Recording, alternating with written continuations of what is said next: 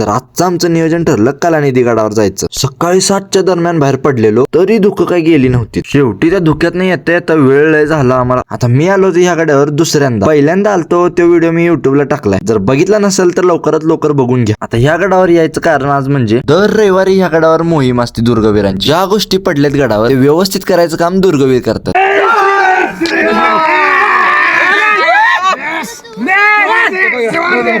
तो फक्त एकच दगड उचलायला किती जण लागतात बघा. आणि इथं असं खोदकाम करता नाही की नाही अशा वेगवेगळ्या गोष्टी भेटतात. आता हा एक दगड भेटला, ह्याला बघून तर असा अंदाज लागतोय की तो दगड धार लावायसाठी वापरला जायचा. असे लय काय काय वस्तू भेटतात जेव्हा गडावर काम चाललेलं असते तेव्हा. आणि ही गडाची कामं करायसाठी आठवड्यातला एक दिवस तर स्वखुशीने काढतात. आता ह्या गडाचा विषय काय आहे ऐका तुम्ही. असं म्हणतात की रात्रीच्या चांदण्यात नैऋत्य दिशेकडनं जर बघितलं तर हा गड नंदीच्या आकाराचा दिसतो.